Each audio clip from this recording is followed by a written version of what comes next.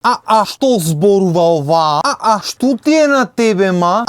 Невоспитана. Уште малце Бионсе авторски права ти си повара. Оти само кај не имам слушнато. Тоа ми е најблиску некако. Знаеш што ми е најфасцинатно кај турските серии? Приказнаат. Значи, кој ги измислува овие сценарии, приказни, алдам? Тој е човек што го знае менталитетот на овие простори. Оти ќе речиш, оти сите до еден знак дека благе везе нема едното со другото. Сите велат како, ко на турска серија. Кој е нешто неверојатно, невозможно да биде. Или кој е нешто исплеткано, искомплицирано, безпотребно. Арно, ама пак ги гледат, беба. Значи ти да направиш нешто што луѓето знаат дека нема благе везе, ама упорно го гледат, подзинати, тоа е мајсторија, кој сакаш сака нека рече. Џабе ти ми правиш филозофии и уметности, кога на нашиот народ му треба само и толкува, се друго е излишно. За мене ако ме најдов ти шпицата излишна, ама мора да ја дајме пред да го продолжиме муабет. Така што дај да си ја дајме ние шпицата, па да му продолжиме на овие турскиве серии. Ајде да те пуштај.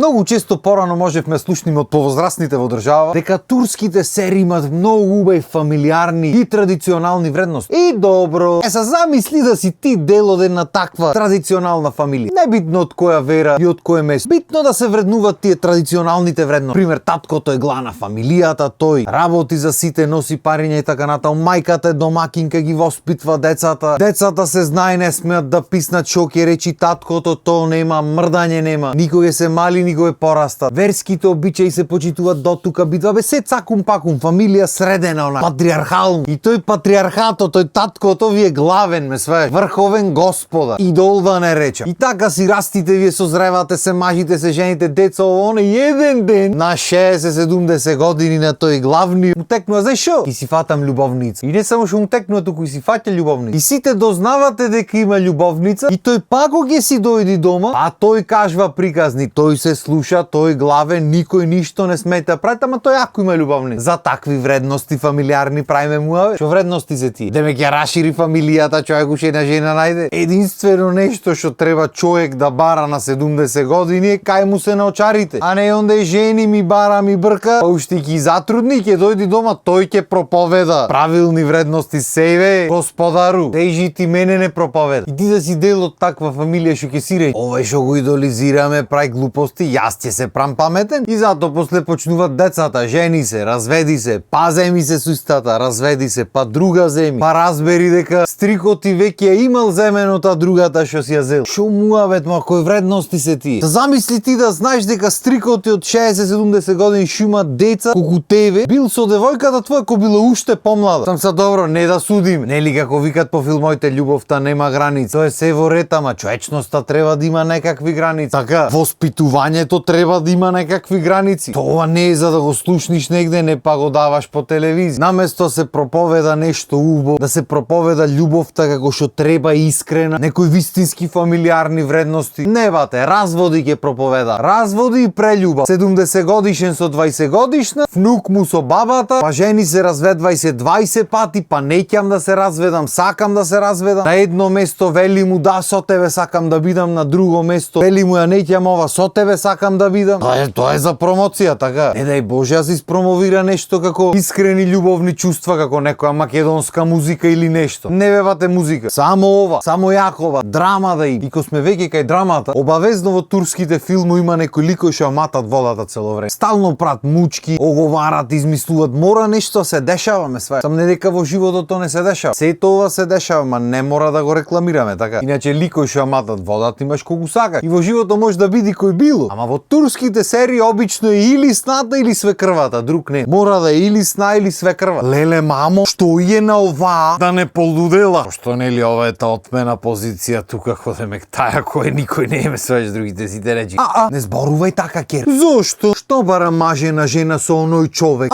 Немој, керко, молчи. Да се помолим. Значи тие битно си се помолува. Тоа што кој стигна направи некоја глупост, тоа нема врска. Тоа исто ко сега да тргнеш негде кражба да правиш и попат да се прекрастиш по црква. црквите го ќе врат. Неки ти ги изми греоите. Ама добро. Сега додуша не во сите серии е мажо глава. Негде мажо е само глава на семејството. Наравно, ама главен лик, главен наредник и главен матач на води и праење мучки, обично е старата свекрвата да речи, или негде бабата. Имаше една на времето Ферхунде, како се вика, оре намќор нешто, еј. Абе како еднаш не видов на свекрва во турски филм да му чини нешто. Ништо не му чини, брат, стандард. Значи едно нешто му се погоди. Ништо, бат. Мажо не чини. Децата не чинат. Стално нешто таја нервозна. Му се греши нешто. За невестите и за зетоите па ич муаве да не прави. Овај ваков бил она, таква бил, пошто та безгрешна ме сваѓаш свекрва. Ем свекрива, ем безгрешна. Чудна работа. И туку ќе прат да лавери. Мажот му мести го, вака направи, така направи, сили го да направи нешто. Децата и сили ги да направат нешто. Па глуми жртва после на крајот, како само неа животот му е катастрофа, а од друга страна цел живот на тацна да е. Додуше и кај нас има многу свекрви што едноставно не можат да се помират со фактот дека работите поќе не се како што беа. Пошто како тие слушале некоја свекрва и сега нив како свекрва никој не ги слуша. Како сметото тоа е? Дека и тие морале да слушат. Можеле да си го терат понивно, имало луѓе што си го терале понивно, ама добро, такви времиња, таква одлука донесле нивна работа, така. Са не можеш ти твојата одлука ма наметниш на сите понатам. На крајот на денот кога се работи за фамилија, треба се гледа доброто на фамилијата, на сите. Најмногу доброто на деца. Арно, ама не. Кај некои луѓе егото не дозволува да се види потаму од нивните непотребно повредени чувства. Затоа се гледат те турските серии толку многу. Си сочувствуваат луѓето. Ке направи некој од жените на синоите таму нешто и свекрвите подома низ Македонијата. И ова мојата е ваква. Ле, кај сгреши, кај зацапа. Исто и за зетоите. Ке видат таму некоја богата се зема со некој партал зет таму, некој музичар нешто речи. Болни паѓат подом. И заедно со нив и фамилите тука што ја гледат серијата што имат ќерки мажи, сите паѓат болни подом. Там не дека тука се сите милионери ко тие таму на филмот, ама така си се чувствуваат луѓе. И тие во филмот тажат и овие од тука си коментират.